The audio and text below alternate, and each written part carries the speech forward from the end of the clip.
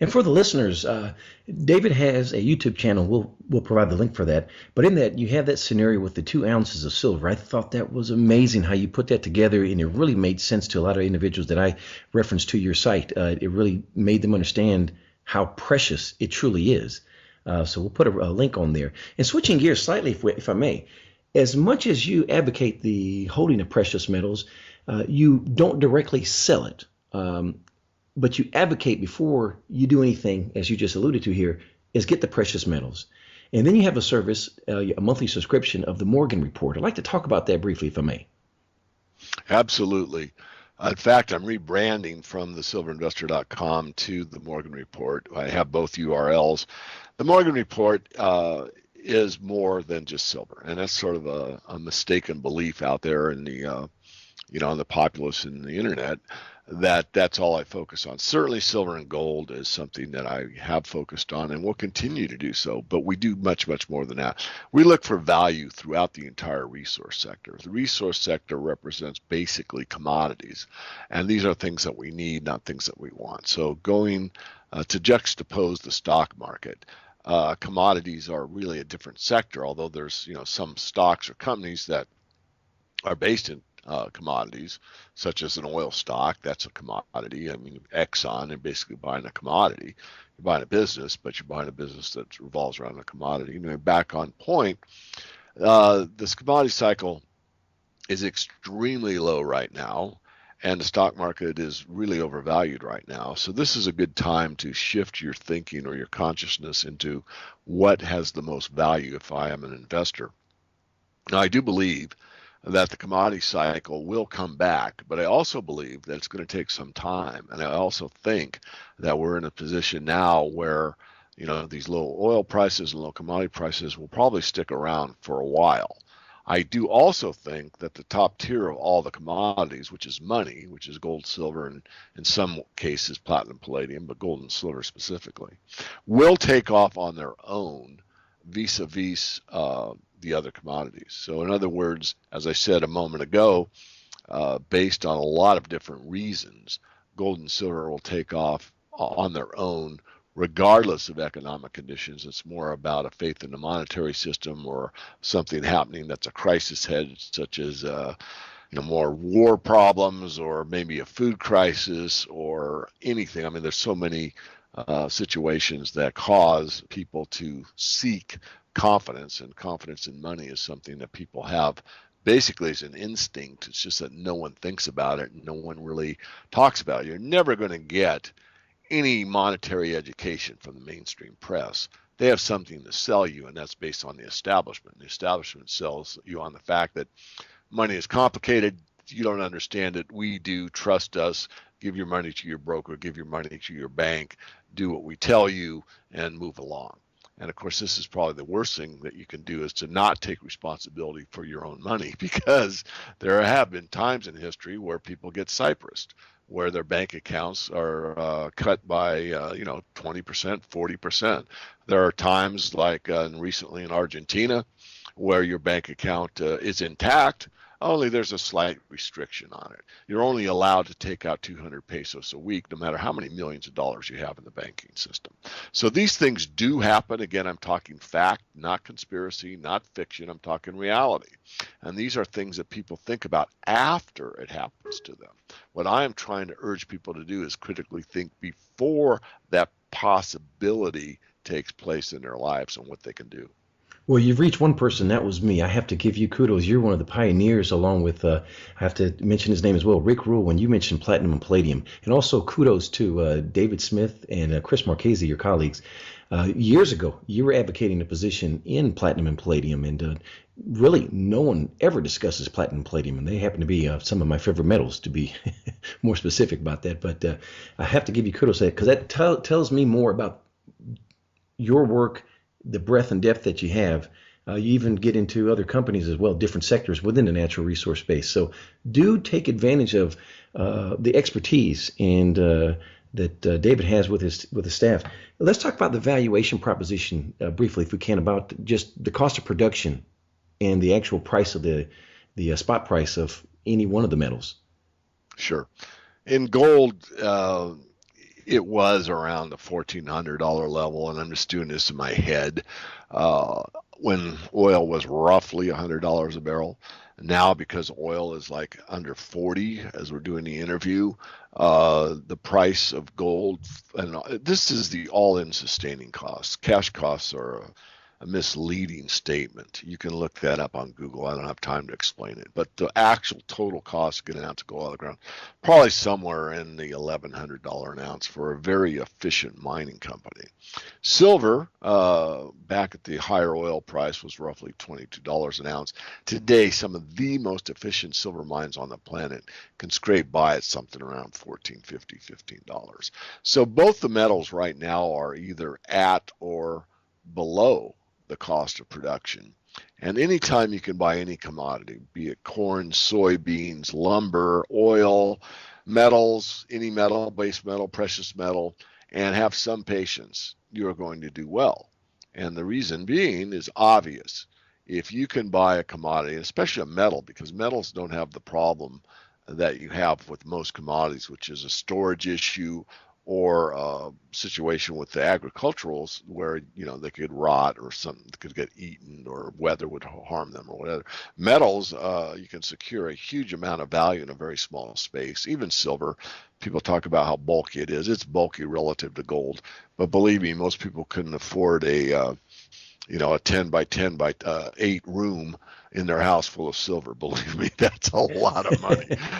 So anyway, the idea is that that's the top tier commodity again, and this is something that if you have patience and you can buy it, you're doing better than most silver miners. Think about that.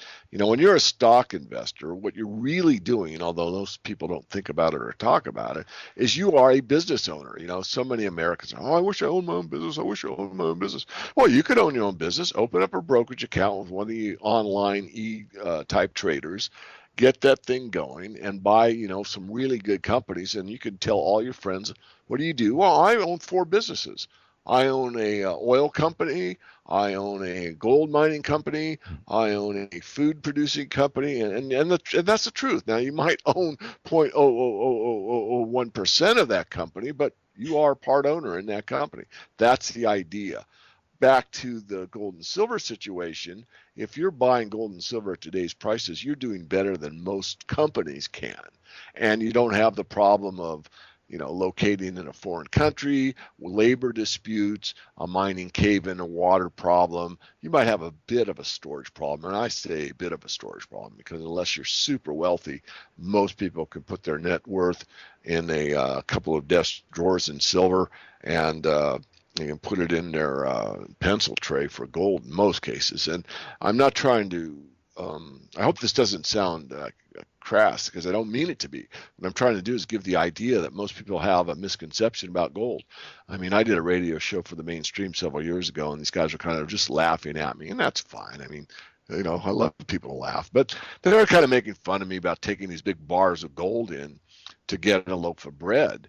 And then the show closed out and tapered off. And I thought, wow, it's pretty sad because most people can put their entire net worth in a pair of jeans in their front pockets and walk around and no one knows that they have, $50,000 to $100,000 worth of value in these several gold coins that again could fit in a jeans pocket front, both sides pretty easily. That's the value of gold. So you would to buy a loaf of bread, you take one of those coins, you take a very sharp knife, and you scrape off just this little tiny little bit of gold, and that is a loaf of bread. But these guys had it backwards. They thought that gold's not very valuable. You need these big bars to get a loaf of bread. So I probably beat that one to death. But these misconceptions are still out there, which, of course, being an advocate of honest money and knowing the financial system from a very early age, these things kind of irk me because, for me, it's just absurd that people don't think it through. But then again, I blame, first of all, I would actually take self-responsibility. In other words, I think people really need to take responsibility for themselves to be educated. But it's also partially not their fault. So I talk out of both sides of my mouth because the education system kind of slants it that way. It's like, pay attention to the stock market, give us your money, we'll manage it for you, get the right mutual fund, and everything's fine. Look the other way. which is really unfortunate. But you make a really great point. That's one of the things I wrote in one of my blogs entitled Precious Metals Portfolio, where I talk about the bifurcation that you need to have in your silver portfolio specifically is get you the Eagles, but also look at your junk silver. And this is where, the case of the loaf of bread, having a junk silver dime is the most divisible form of silver you can essentially have, with the exception of grains. And there's your loaf of bread. So great example. And if I may, as well, speaking of bifurcation, would you agree that the bifurcation is holding the precious metals is for insurance and for speculative aspirations, but the mining companies really are leveraged to give you returns that are tenfold that you probably wouldn't receive from the appreciation of, let's say, a currency crisis. But if there's a shortage of the metal, look out. And I think is that a fair assumption? I think absolutely. It's your thought. It's valid. I would just say I really don't like the insurance part. And it's okay, because certainly, and I've used that word myself, the idea to me is that it's better than insurance, and here's why. If you have an insurance policy and you pay the premium every year, you can't go back and get some money back on that, 10 years you didn't use it. Okay, let's say the 11th year your house has a small problem and you utilize your insurance policy. On the metals, I mean, if you stack, let's say, 100 ounces of silver, and you can think of it as insurance, that's okay. I mean, I'm not going to tell people how to think. Think of it however you wish. But that 100 ounces, let's say it goes up tenfold over that 10-year time frame, which roughly it did from 2000 to 2011. It went up from roughly 5 to 50. Didn't stay there very long, but regardless, you could take that and spend all of it, or so it basically is an insurance policy that you have access to, that you can use, especially if you can time somewhat properly, to not only have insurance but also benefit your lifestyle substantially, depending on what your downstroke is, how much you have as a base. So I think it's insurance and a whole lot more than that, because the potential is in gold to preserve your wealth, and silver to potentially make you wealthy. But you're right. The way you really can leverage is by the mining equities, and here's why. If you buy an ounce of gold, you have an ounce of gold. Insurance, wealth protection, perhaps it will increase your net worth in real terms. But if you buy a gold mine and it spins off an ounce of gold to you every year for the next 10 years, which is the better investment? In other words, if you had the old analogy of the golden goose, and you had the ability to make a choice, and you could buy one golden egg and that's it, or you could buy the goose and it lays golden eggs over and over and over again, which would you buy? Point well taken. I couldn't have said it any better than that myself. Well, thank you. And may I ask you, a recurring theme that I'm seeing, we talked about the stock market earlier, and I know that the Morgan Report, you hone in on commodity stocks. I'd like to ask you a question here and see if this is a theme that you see in the natural resource space. Is this debentures? What I'm noticing is that companies in the general stock market, that is, they're accruing debt and then they're purchasing their stocks, which has the appearance of the stock price going up, and people like to see things go green. But they don't look at the balance sheets, they don't look at debentures, and so they don't realize, why is the price going up and how did the company receive that? Because the companies aren't putting back into research and development, they're just purchasing their own stocks. I'm wondering, are you seeing that also in the natural resource base? Somewhat, but in the general equity space, it's a snake eating its own tail. It's like, wow, look at that. How awesome this is. They're not spending any money, and the float is getting smaller and smaller. But the best analogy I can think of is a snake eating its own tail. This is what's going on. In the resource space, you're not seeing that very much. You do see some stock buyback, and and I won't change what I just said about the snake. What I will say is you're seeing more M&A, mergers and acquisitions, because a resource company is different than most companies. I mean, most companies that are well run and they produce a product, that could go on indefinitely. Whereas a resource company starts with knowing it's going to fail. And what does that mean, David? It means simply that if you have the best gold mine in the world and it has a 15-year mine life, 15 years from now it ends in failure. Why? Because you've mined all of that great gold out of that company. It's done. And that's a depleting asset, and that's why you have to value a mining company differently than you would value Apple Computer. They're different types of businesses, and this is something that's essential to think about. So, it's hard to compare them, Maurice, but I think you brought up a good thing. But no, most of your well-heeled gold and silver companies, and contrary to some of my friends that say that they're all broke, some are very heavily cash rich, and they're looking to deploy the capital to buy assets in the ground that are very undervalued at this point in time, and that's why you are seeing some M&A. In fact, the Morgan Report a while back did a whole report on mergers and acquisitions, and we talked about those that would probably be taking over the smaller companies and which smaller companies we thought were great takeover candidates. And you know what? We've been right in several cases. Not everyone. There's been, I think, one that came about that we go, oh man, why didn't we see that one? But anyway, so that's a great strategy. So thanks for that question. Well, and again, that's why I always reference when someone asks me, hey, where can I learn about precious metals and the natural resource space as a whole and the mining stocks, I always reference your work, the Morgan Report. It's a phenomenal piece of work. And again, kudos out to you. I've learned so much from it. And I think it would behoove anyone, again, who's interested in learning about precious metals is to first get the Silver Manifesto.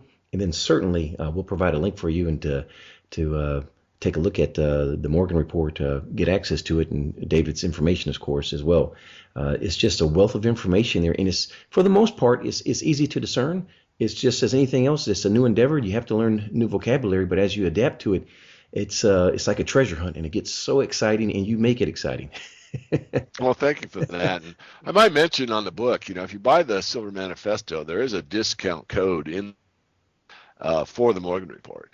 So if you take advantage of that, you end up getting the book for free. Now, I understand that the Morgan Report is, a monthly newsletter, and it's not for everybody, but this is a great time, and I'm saying that for a couple reasons. One is when we move the website over to the Morgan Report, we're going to increase the cost for the Morgan Report. And secondly, once you lock in the low price, you can stay there as long as you wish. So it's something to consider. Again, it's not for everybody, but that those that are serious about making money in the sector, it is certainly something to consider. You just use the discount code, and you get about a $30 off on the basic letter. So you're paying $100 instead of $130, and the book costs $30. So again, it's like getting the book for free. Thank you for sharing that. And in conclusion here, I'd like to ask you, a lot of my followers ask me, hey, if you ever speak to David, ask him this question. And so I think you know where I'm going to go with this one. It's regarding precious metals, and when will we have this outbreak? What is the catalyst? Because when I look at what I thought personally, and I'll be the first to admit it, I thought the catalyst to making precious metals go through the roof was when Germany asked to repatriate their gold, and Venezuela as well.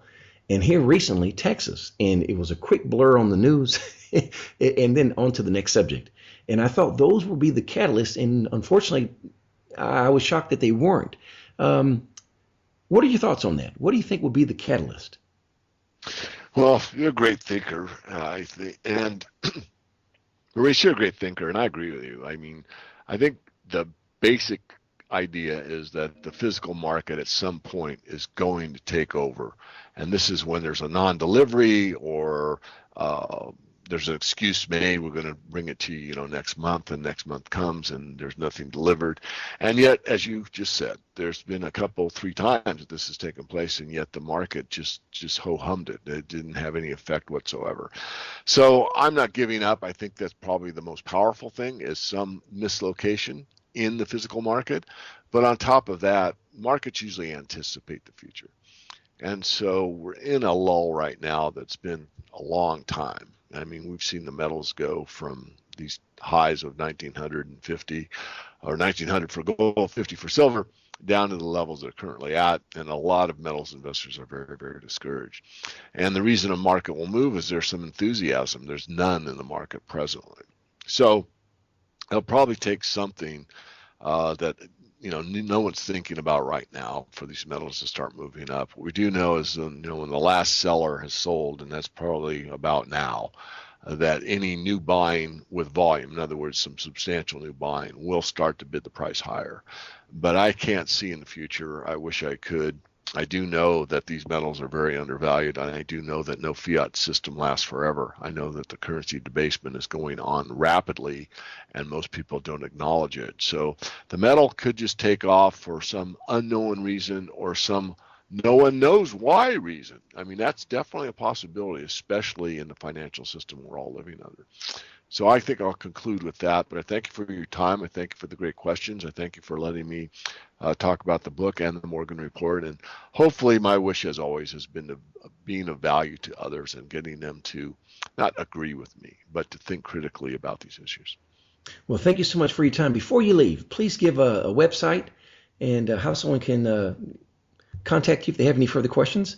There's a few ways. The best way to get a hold of us is to go to the website silver-investor.com. Again, I'll be themorganreport.com in the future. That'll be probably early next year. There are a Twitter feed at Silver Guru 22.